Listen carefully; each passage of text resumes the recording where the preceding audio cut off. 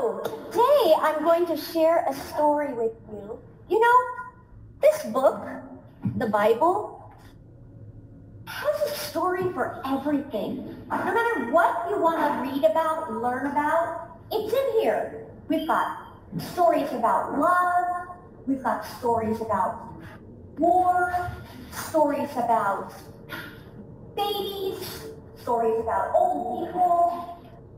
There's a story about everything. In fact, there's even a story about a witch. Really, a witch in the Bible. Now, not witchcraft. The Bible tells us that we never are to believe in any sort of witchcraft or witches. That's we don't believe in that God. But there is a character in the Bible named the Witch of Endor. And I thought in the spirit of Halloween, it was a perfect story to share with you today. So the story comes from the book of Samuel. Right here inside the Bible, there it is, the book of Samuel. And the story goes like this. You ready? So there once was a man named Samuel. I wrote his name up here. Now Samuel was a prophet. He was a prophet. He was a priest. He was a military leader. And he was a judge. And the people of Israel, this is in Israel, people of Israel would go to Samuel for all kinds of, wait, hold your questions till the very end for me. People would go to Samuel when they needed advice, when they had a question. And Saul was one of those people. Saul was the first king of Israel. And Saul and Samuel were friends because Saul used to go to Samuel for all kinds of advice. He was the king. He was ruling Israel. That's a big job. And so he would go to Samuel whenever he needed help. Now, during this time, the King Saul, removed everybody from Israel who could do magic. He didn't like it. So anybody that he thought could do magic had to go.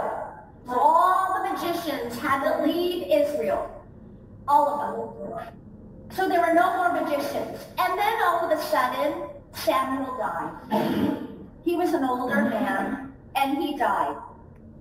So now, in the whole land of Israel, there's no witches, and there's no Samuel. They're gone. Excuse me. Now, all of a sudden, the kingdom of Israel is in trouble. Another army is entering Israel to take it over.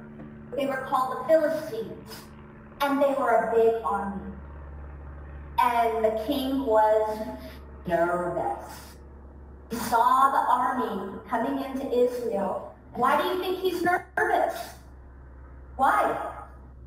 The whole team of people, the war people, it's 2,000, 4,000 million, thousand billion. Yeah, so he's worried that Israel is going to be attacked and he's going to lose Israel.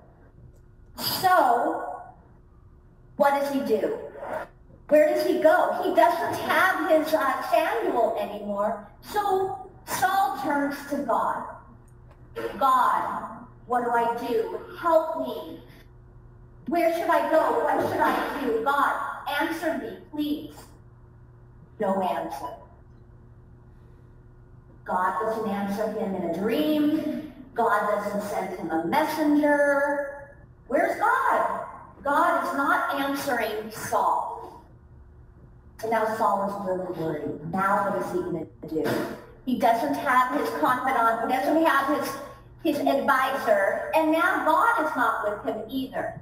So he tells his servants, go and find me a witch. Go and find me somebody who can do magic so I can find out what's going to happen. So his servants say, oh, we know somebody. There's a woman in Endor, and we believe that she can help. So, just like on Halloween, Saul puts on a costume so nobody will recognize him. And he goes to Endor to see the woman who could do magic. Now, remember, the king told all the witches they had to leave. So the witches and the people who did magic are nervous. They don't want to let anybody know they can do magic. So the king, dressed in disguise, goes to see the witch and says, I need you to help me. And the woman says, are you trying to trick me? Because the king said none of us that do magic are not allowed to do magic anymore. Are you trying to get me in trouble? And the king, who is in his disguise, says, no, don't worry. Nobody's going to know, but I need you to bring somebody back for me. So the woman says, well, who? Who do you need? I need Samuel. So the woman looks into her crystal ball, and she goes, oh, Samuel. Samuel? Wait a minute. You're the king. And she recognized him. And the king said, don't be afraid. You're not in trouble. Just tell me what you see. So the woman says, I see an old man. And he's wearing a long coat. And Saul says, yep, that's him. That's the guy I need to know. I need to ask him. And all of a sudden, Samuel speaks and says, why are you bringing me back? Why? What do you need? The king, he's talking to the king. And Saul says, I've got a lot of trouble. The army is coming to invade my land, and I don't know what to do. And God has turned away from me too. And so Samuel answers Saul, and he says this. He says, the Lord has turned away from you because the Lord has taken the kingdom away from you to punish you because you did not obey him. He asked you to follow his directions, and you refused. I told you that the Lord would do this, and now he has. So the Lord will now let the Philistine army win against your army, and tomorrow you will lose it. And so Saul immediately fell to the ground. He was so distraught. And the magician woman said, I did what you asked. Now you need to go. So the woman gave Saul and his men some food, and off they went. What is the moral of the story? The moral of the story is obedience. Now, God asks the king to do something for him way before. And Samuel said, you better listen. But the king did not. So now, many years later, he was being punished. How did he not obey him?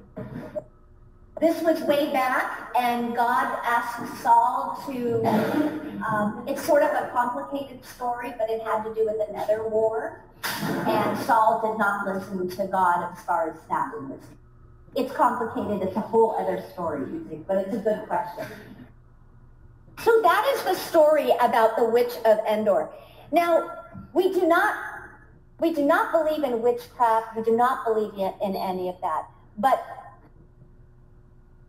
as far as a crystal ball is concerned, we know there's not really a crystal ball. However, a crystal ball is said that you can look into and see what's going to happen.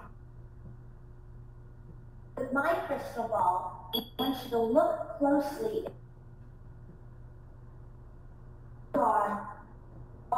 Because no matter whether a crystal ball is real or not, if you look and if you see God in everything you're doing, then no matter what the outcome, no matter what you see, it will always turn out okay.